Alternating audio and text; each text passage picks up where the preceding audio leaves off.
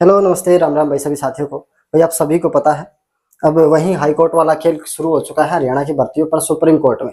अब case supreme court में जा चुका है, सरकार जा चुकी है। अब जो भी फैसला होगा सुप्रीम कोर्ट के हाथों में भाई। परंतु अब आपको पता है कि खेल कहाँ से शुरू हुआ और किसने शुरू किया और कब तक इसका अंत होगा, ये इस वीडियो में आपको बता दूंगा। एचएससी यानी कि भर्तियों का भविष्य क्या है। सरकार ने अभी एक स्टेटमेंट दी थी, चाहे सरकार लगा लो चाहे एचएससी लगा लो, सरकार ने दी थी कि अगर इस पे सटे नहीं देता है, अगर सुप्रीम कोर्ट कल वाले जो कल ही सुनवाई हुई थी उस पे सटे नहीं देता है तो हम जल्द से जल्द भर्ती ग्रुप डी की और टीजीटी की कर देंगे। तो भाई वो तो कल तो नहीं हुआ स्टे, और सटे लेना कोई बड़ी बात नहीं है। ये मत सोचना कि भाई इस पे इस जो केस पर है वो सटे नहीं मिल पाएगा, स्टे बहुत जल्द मिल जाएगा। अभी जो 24 जून को हो नेक्स्ट डेट मिलेगी, आप सभी को पता है। बट अब एचएससी की भर्तियों का भविष्य क्या होगा। 5 नंबर का लफड़ा क्यों स्टार्ट किया, और जिसने स्टार्ट किया वो है भी नहीं यहाँ पे, फिर भी उसकी मर्जी चल रही है, आप सभी को पता है। आवाज अच्छे से आ रही होगी मेरी, कुछ दिक्कत हो सकती है माइक में बता देना भाई, थोड़ा सा ध्यान से सुन लेना। अब देखो सबसे पहले मैं बात करूंगा एचएससी भर्तियों का भविष्य। अब ये मान के चलना फैसला जो भी होगा वो कम से कम आपको इतने दिन तो जरूर लग जाएंगे, जब तक आपका फैसला आ जाएगा तब तक हरियाणा सरकार चेंज हो जाएगी, और ये डेफिनेटली है। ये तो अब आप मान के चलना कि इस बार सरकार चेंज होगी, ठीक है। तो जब तक फैसला आएगा तब तक आपकी सरकार चेंज हो जाएगी। अब हरियाणा की भर्तियों का भविष्य तो भाई इसका मतलब जीरो हुआ, बिल्कुल हुआ भाई। हमारे पास है 90 दिन, ठीक है। सरकार मैं बता देता हूँ आपको, नहीं चाहते कि भर्तियां आपकी हो, एक दूसरे की टांग खींचने लगे हुए। अब ये 5 नंबर का सबसे पहले लफड़ा मैं आपको बता देता हूँ कहां से स्टार्ट हुआ। 2014 से लेकर 2019 तक लगातार मतलब एक्स्ट्रा नंबर देकर लगातार भर्तियां की जा रही थी। उसमें बहुत सारे साथी वो साथी बाहर हो रहे थे जो 0.25 से कोई पॉइंट से मतलब पॉइंटों में बाहर हो रहे थे। यहाँ पर आपको पता 20-20 नंबर भी एक्स्ट्रा दिए गए। 2018 की भर्ती की मैं ग्रुप डी की बात करूं, ठीक है, 2018 की ग्रुप डी की बात करूं, हरियाणा पुलिस की बात करूं, इसमें पता नहीं कितने फर्जी नंबर लिए गए। जो लगने थे वो नहीं लगे भाई। मैं खुद अपने आसपास में गिना सकता हूँ बहुत सारे। तो अब इन भर्तियों को जब तक 2019 तक तो बच्चों ने ध्यान नहीं दिया भाई। अब 2019 में जैसे बच्चों को पता चला कि हमें 5 नंबर 20 नंबर तो छोड़ो, 5 नंबर हम पीछे हैं, और पीछे से आगे आने कम से के लिए हमें 6 से 7 क्वेश्चन ठीक करने होते हैं, तो कि बहुत ज्यादा मुश्किल है भाई। एक एक नंबर एक लेवल होता है, जहां से जैसे कि मान लो आप 60-65 तक तो पढ़ने वाला बच्चा कर देगा, उसके बाद एक एक नंबर ऊपर लाना, एक एक क्वेश्चन ठीक करना बहुत ज्यादा मुश्किल हो जाता है। फिर 65 आए हुए हैं, 67 नंबर आना, 66 आना, 68 आना, फिर वो एक एक बहुत ज्यादा मुश्किल हो जाता है।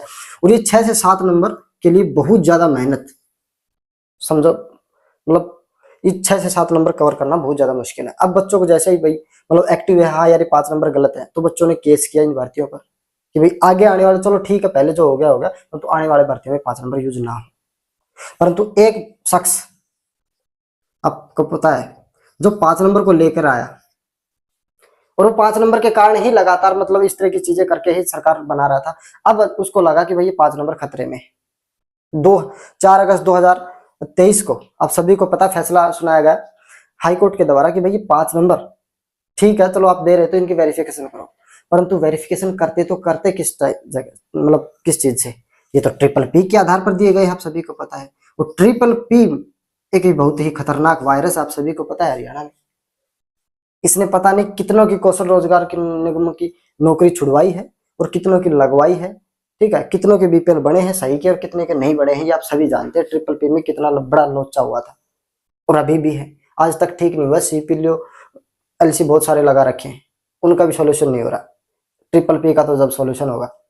अब ट्रिपल पी के सरकार ने मान लिया, हाई कोर्ट ने माना था कि आप चलो ठीक है 5 नंबर दे रहे हो, परंतु 5 नंबर आप इस ट्रिपल पी के आधार पर नहीं दे सकते क्योंकि इसमें बहुत ज्यादा लोचा है।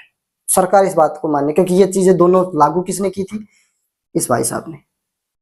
अभी अपनी बेइज्जती करवाएगा क्यों भाई, कि भाई मैंने ट्रिपल पी मैंने लागू की, 5 नंबर मैंने लागू की। अब तो यहाँ से अगर ये चीजें हट गई तो हमारी क्या फिर वैल्यू रह जाएगी। सिर्फ और सिर्फ अपनी वैल्यू बढ़ाने के लिए, अपने घमंड को ना घटाने के लिए इन्होंने ये चीजें लागू कर दी और लगातार जारी रखी। मैं आज आपको भी पहले भी बताया, मैंने 1-2 वीडियो में लाइव में भी बताया कि सरकार ये मत सोचना कि नायब सिंह सैनी चला रहे हैं, सरकार आज भी मनोहर लाल खट्टर चला रहे हैं।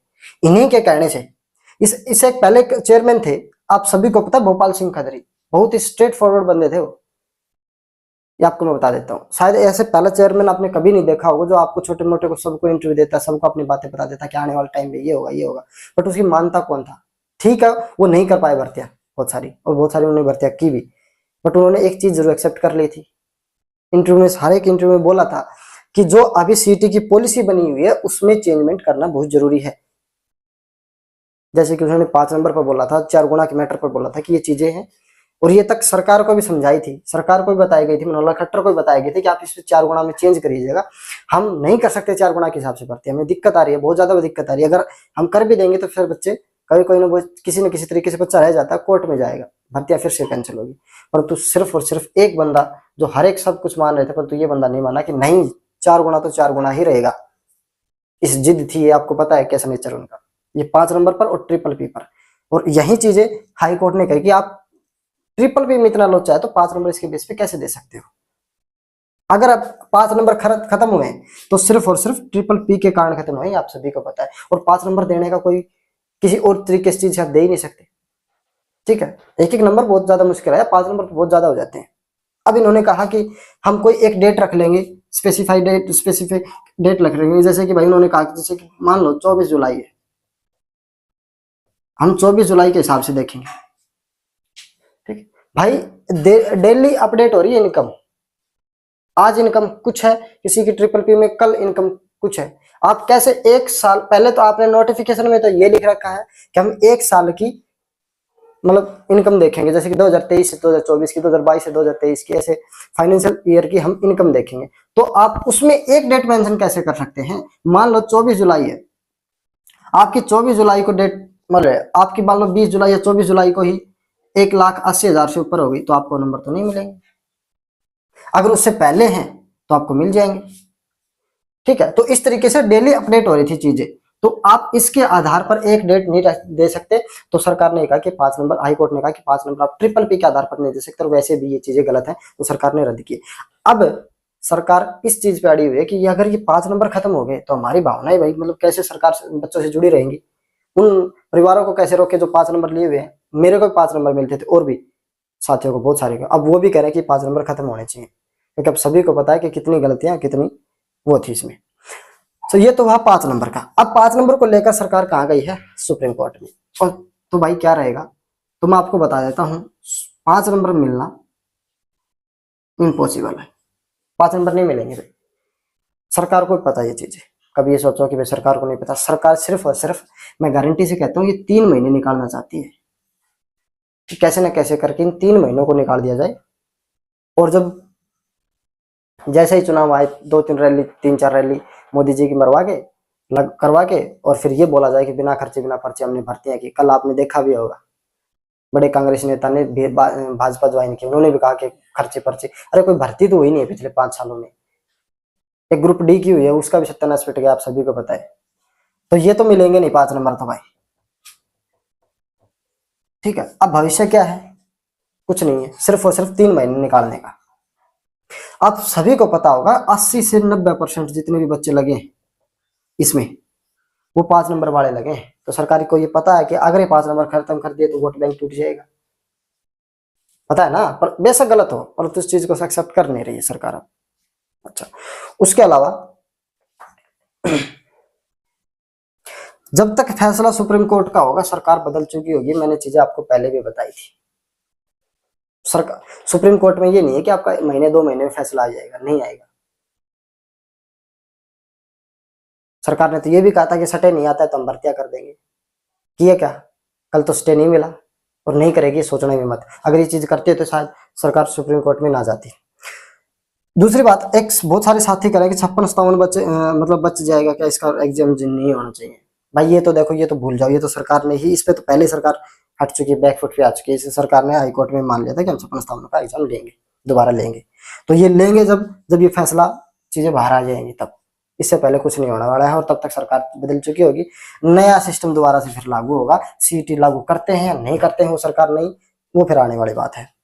ठीक है, सब कुछ सरकार ने सब कुछ जितना भी, ये सीईटी नहीं था भाई, ये सीईटी नहीं था, ये पॉलिटिक्स थी सरकार की पॉलिटिक्स के कारण बच्चे आज मतलब इतने डिमोटिवेट, इतने डिमोरलाइज हो रखे हैं, बस पूछो मत। आज आपको मैं कमेंट भी दिखाऊंगा, लास्ट में एक फनी कमेंट दिखाऊंगा। सब कुछ मैंने थोड़ा सा आपको सीरियस कर दिया होगा, तो लास्ट में कमेंट भी दिखाऊंगा भाई, ठीक है। इतने आंदोलन किए, क्या कुछ सुनी? किसी ने नहीं सुनी। तो ये बस चीजें थी भैया, मैंने आपको बता दिया है। हरियाणा की भर्तियों का भविष्य कुछ भी नहीं है, सिर्फ और सिर्फ जीरो है। 3 महीने में देखो, आपको लगता होगा कि मैं डिमोटिवेट कर रहा हूँ, पर मुझे नहीं लगता कि आने वाले टाइम में अगले 3 महीनों में आपकी कोई भर्तियां होंगी, मुझे नहीं लगता। क्योंकि सरकार अब जा चुकी है सुप्रीम कोर्ट, तो वहां से पीछे हटेगी नहीं तो भर्तियां नहीं होंगी, और भर्तियां नहीं होंगी तो सरकार जाएगी, नई सरकार आएगी, अलग से अपनी भर्तियां करेगी। वो सीटी पे करती है, नॉन सीटी पे करती है, क्वालिफाई करती है, नॉन क्वालिफाई करती है, वो अलग बात है। अब लास्ट में एक कमेंट आप पढ़ सकते हैं, ठीक है। यहाँ पे आप कमेंट पढ़ सकते हैं, यहाँ पे लिखा हुआ है, बात एक शाणी लिख दूं कि, ठीक है, अपने बच्चों को एचएससी की तैयारी ना करा के एक कहानी लिख दें। सोच तो अच्छी है यार, क्योंकि देखो बच्चे कितने परेशान हो चुके हैं एचएससी से, आगे के तक की सोच चुके हैं यार। ठीक है, मैं तो फंस गया एचएससी में, परंतु आगे मेरे बच्चों को इस चीज में नहीं फंसाऊंगा। और उसके नीचे फनी कमेंट देखिए, नीचे क्या लिखा हुआ है भाई, मजा नहीं आया। एक दूसरे साथी ने रिप्लाई किया मजा नहीं आया, तो वो दूसरा भाई जिसने पहले में कमेंट किया था उसका देखिए उन्होंने फिर से रिप्लाई किया है, ठीक है, तो फिर मैं शादी ही नहीं करूंगा भाई, अब खुश। फिर नीचे कहता है क्या लिखा भाई नीचे, ठीक है, हाँ भाई मत करो, लिखा हुआ है नीचे, कहता है कि हाँ भाई मत करो। उसके बाद नीचे सबसे लास्ट में जो कमेंट है वो मस्त है भाई, उसके नीचे लास्ट में जो कमेंट है सबसे मस्त है, वो किसी तीसरे बंदे ने रिप्लाई किया है, देखिएगा, लिखा है, बात सियाणी लिख देगा कि जे इसे एचएससी में लाग के दिखा दिया तो कहानी मेरी भी लिख देगा कि, वाह भाई मस्त कमेंट था ये तो लास्ट वाला, ठीक है। भाई ने इतना मोटिवेट कमेंट लिखा कि भाई कहानी मेरी भी लिख देगा कि अगर इससे एचएससी में, जिस एचएससी में ये चीजें चल रही हैं अभी, ठीक है, जो आप ये कह रहे हैं कि नौकरी लेना इम्पॉसिबल है, भर्तियां होनी इम्पॉसिबल है, तो उसी एचएससी में मैंने अगर लग के दिखा दिया तो कहानी मेरी भी लिख देगा कि। बहुत अच्छा कमेंट था, ये मुझे पसंद आया, तो इसलिए मैंने आपको दिखा दिया भाई। और कैसी लगी वीडियो, और जो भी चैनल पर नए हो चैनल को सब्सक्राइब जरूर करें। मिलते हैं नेक्स्ट वीडियो में, सभी का धन्यवाद।